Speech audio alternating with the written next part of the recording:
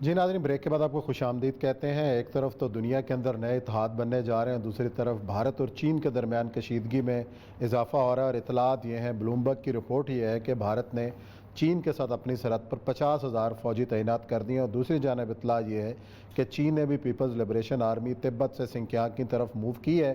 اس کے اس خطے کے اوپر کیا اثرات ہونے والے ہیں، اور جو نئے اتحاد اور جو کوڈ بن رہا ہے چین کے خلاف، کیا یہ اس کا نقطہ آغاز ہے؟ اور یہ صاحب پہلے بھی ہم کوڈ کے حوالے سے ذکر کر رہے ہیں، لیکن اب جب کہ ایک فیصلہ کن صف بندی ہو گئی ہے یا ہو رہی ہے، ایسے میں جو بھارت کا ایک دم سے حرکت میں آنا کیا ظاہر کر رہا ہے؟ دیکھیں، پہلی بات تو یہ ہے کہ کوڈ کا نقطہ نظر جو ہے یا کوڈ کا مقصد جو ہے بنانے کا، چین کا وہ گھراؤ، سٹیبلٹی نہیں ہے، ڈی سٹیبلٹی ہے۔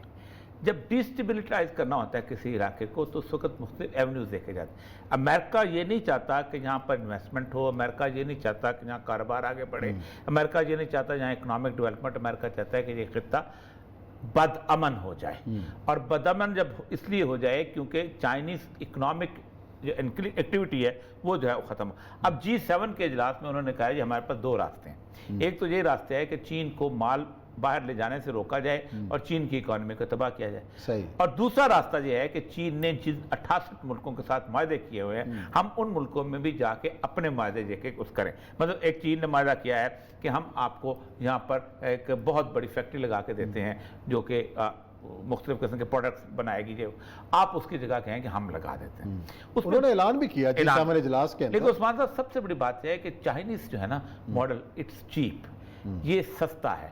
دوسری بات یہ ہے کہ چائنیز ماڈل جو ہے اس کے اندر یہ ہے کہ اس کے اندر انکم بیسس وہ نہیں ہے، چائنا میں بذات خود اس طرح کا انٹرسٹ کا سسٹم نہیں ہے جس طرح کا سمجھا جاتا ہے۔ دوسری امپورٹنٹ چیز یہ ہے کہ چائنا کے اندر کوئی پارلیمنٹ نہیں ہے جو یہ کہتی ہو کہ وہاں تو جناب خواتین جینڈر جو ہے وہ اپنا اس میں ان کے ساتھ یہ ہوتا ہے، جینڈر باعث ہوتا ہے، پہلے آپ یہ منظور کروائیں۔ وہاں تو جمہوریت نہیں ہے، وہاں یہ نہیں ہے، وہاں یہ نہیں، آپ کیسے کر رہے ہیں؟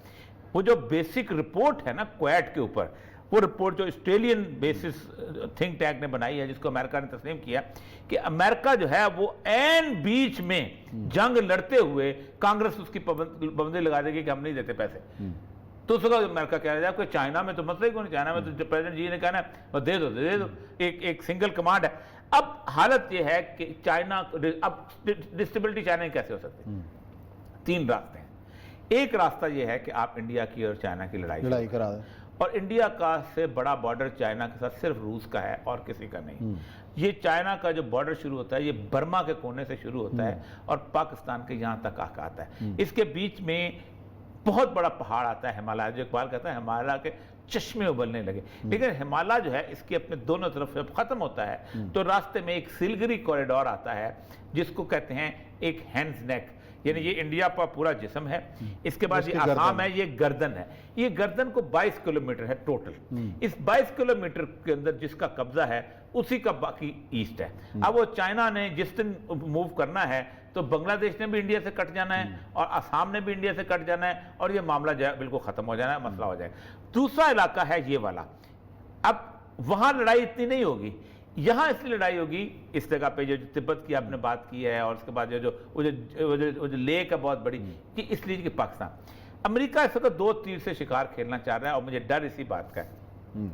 امریکہ چاہ رہا ہے کہ انڈیا جو ہے اس جگہ جب چائنا لڑائی چھیڑے تو انڈیا پاکستان کے ساتھ لڑائی چھیڑے، اچھا، کیونکہ پاکستان کے تھرو چائنا کو دو موضوع پہ کیسے انڈیا لڑ سکتا ہے؟ ایک طرف چائنا نہیں، آپ چائنا تو وہاں آئے گا نا، آپ جہاں لڑائی چھیڑ دیں گے چائنا کو لڑنا پڑے گا، کودنا پڑے گا، کیونکہ انڈیا اگر اس طرف سے آتا ہے تو which means he is attacking CPEC, he is attacking the main line, he is attacking the شارگ چین کی، کیونکہ چین کو ادھر سے انہوں نے بلاکا پہ روکا۔ تیسرا راستہ ہے ایک رشین آئی لینڈ ہے وہاں پر، جہاں سے رشیا اوپر سے جاپان اور چین کے درمیان، اس آئی لینڈ کے ارد گرد بھی موناکو اور یہ لوگ اس طرح کے چیزیں ہیں جہاں سے اس کو بلاک کیا جا سکتا ہے تھرو جاپان کے تھرو کر کے اس کے جہاز امریکن آ جائیں۔ لڑائی سمندر میں نہیں لڑ سکتا چین اس طرح کی جس طرح، کیونکہ امریکہ کے جو بیڑے ہیں وہ اگر سارے کے سارے آ کے ایک بیڑے کے اوپر 400 جہاز اس کا کھڑا ہوتا ہے اور سارے ایئر کیریئر ہوتے ہیں، پھر اس کے بعد وہ نیوکلیئر، چائنا اس طرح کی جو پاور نہیں ہے۔ رشیا کا ایک ہی جہاز ہے کیونکہ رشیا کا تو نیوکلیئر پاور ہے ہی نہیں، اور اگر وہ یوکرین والی اس کے بندرگاہ جو بند کر دیں تو رشیا تو آؤٹ۔ تو لڑائی ہوگی یہیں پر. یہ خراب السند من خراب الہند من السین، یعنی یہ جو گڑبڑ ہے، یہ مجھے لگتا یہ ہے کہ طالبان سے پہلے، وہاں برس اقتدار آنے سے پہلے، وہاں سٹیبلٹی آنے سے پہلے، امریکنز سے خبریں دے رہے ہیں کہ چائنا، انڈیا اور پاکستان، یہ تین کا اب اس کا آپ آغاز دیکھ لیں نا کہ جو پرسوں جموں میں ہوا ہے اور اس کے ذریعے جو کیا گیا ہے ایک فلیگ آپریشن کیا ہے جس طریقے سے. اس کی ایک وجہ ہے عثمان صاحب، اس کی ایک وجہ ہے کہ انڈیا کے اندر اگر آج مودی اعلان کرے کہ ہم چین کے ساتھ جنگ کریں گے تو شاید اس کو 5% لوگ بھی اس کا ساتھ دیں. لیکن انڈیا اگر اعلان ہو جائے کہ ہم پاکستان کو سبق سکھائیں گے تو پاکستان میں مسلمان بھی وہاں نہیں بول سکتا کہ ہم پاکستان کے ساتھ ہیں. انہوں نے گزشتہ 70 سال میں ایک ہی نفرت پالی ہے اور وہ پاکستان دشمنی. ایک ہی وہ عربوں سے دشمنی نہیں کرتے. عربوں کو آپ کو پتہ ہے کہ بازار فلم کو بھی دیکھیے کہ عرب آ رہے ہیں اور رشتے لے کے جا رہے ہیں، عرب جو ہیں وہ عجیب عرب دنیا کے ساتھ تو تعلقات نہ ہیں. صرف پاکستانی مسلمان سے دشمنی ہے. ایران کے ساتھ ان کی دوستی ہے. ایرانی رف سنجانی اور وہ کون ہے، خاتمی آیا تھا جس نے لکھنؤ میں تقریر کی تھی، اور اس نے لکھنؤ میں تقریر کر کے کہا تھا، اور اس وقت میں واجپئی تھا کہ ہم انڈیا کو اور ہمارے صدیوں کے تعلقات ہیں. سائرس اعظم کے زمانے، انڈو پارتھینز کے زمانے، انہوں نے اسلام کو چھوڑ دیا اس وقت، اور اس نے کہا کہ ہم تو سائرس اعظم کے زمانے کے آپس کے دوست ہیں. ظاہر بات ہے یہ جو علاقہ ہے جو پاکستان، یہ تو ایرانیوں کے پاس تھا، انڈو پارتھینز کا. ہمارے اس زمانے کے موجوداڑو کے زمانے کے تعلقات، اس نے لکھنؤ میں تقریر کی تھی باقاعدہ، آئی تھنک خاتمی تھا. تو صرف پاکستانی مسلمان کے ساتھ دشمنی پالی ہوئی ہے. عراق صدام حسین دوست کس کا؟ انڈیا کا. یاسر عرفات دوست کس کا؟ انڈیا کا. یہ سارے انڈیا کے دوست، ٹھیک ہے. قذافی دوست کس کا عثمان؟ انڈیا کا. بشار الاسد جیسے لوگ دوست رہے اس انڈیا کے. ناصر جیسے دوست رہے. ناصر جو تھا وہ نہرو، ناصر اور ٹیٹو، یہ تین لوگ تھے کہ جنہوں نے نان لائٹ موومنٹ شروع کی تھی، اور نان لائٹ موومنٹ نے پاکستان کو دھکے دے کے نکال دیا تھا.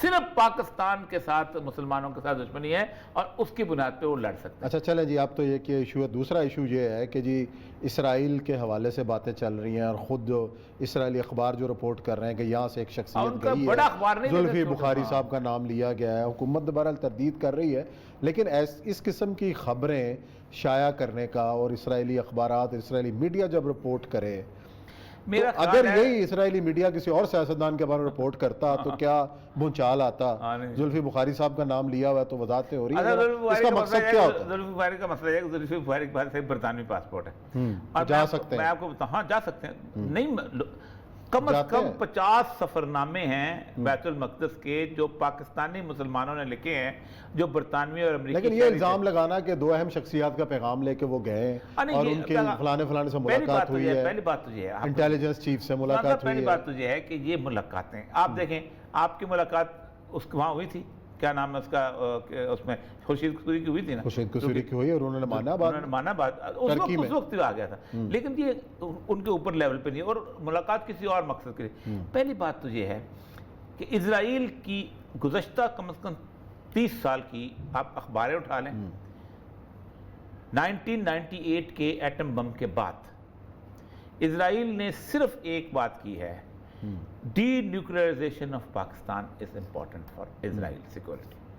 اگر پاکستان کے پاس ایٹم بم موجود ہے تو اسرائیل کی سیکورٹی ایٹ سٹیک ہے. دوسرا وہ کہتے تھے صدام حسین کا ہم نے ختم کر دیا ہے، انریچمنٹ آف ایران ہم ہونے نہیں دیں گے. نہیں ہونے دی. آپ پتہ آخری حملہ کیا ہے پاکستان کے بارے میں؟ سیمر ہرش کی سٹوری یہ ہے کہ انہوں نے امریکہ کو کہہ کے 3500 لوگوں کا ایک اسپیشل اسکواڈ جو ہے وہ بنایا تھا کہ جب کبھی جنگ ہوگی تو وہ ہیلی کاپٹر سے پیراٹروپرز اتریں گے یا جہاز سے اتریں گے اور پاکستان کے بامز جو ہیں وہ لے کے نکل جائیں گے. اب وہ پاکستان کے بم اس وقت ایسٹیمیٹ میں اس نے بتایا 166 ہیں مختلف جگہوں پہ، اور کسی کو کیا پتا. پھر سب دیکھیں لوگ سمجھتے ہیں کہ ایٹم بم جو ہے یہ باربی ڈال ہے، لے جاؤ. اچھا، وہ صلاحیت کو ختم کرنا، ڈی ڈیٹونیٹ کرنا اتنا مشکل کام ہے کہ اگر رستے میں چل جائے تو اپنے لیے مصیبت، اپنے لیے کیا پوری دنیا کے لیے مصیبت. وہ اگر پرائم ہوا ہے تب مصیبت. بہت سارے مسائل ہیں سائنسی قسم کے، لیکن وہ ایک انہوں نے بنایا تھا کہ ایک ایسی چیز بنائیں گے. اس کے بعد وہ پیچھے ہٹ گئی. یہ بھی واشنگٹن پوسٹ کی سٹوریز بہت لمبی چوڑی.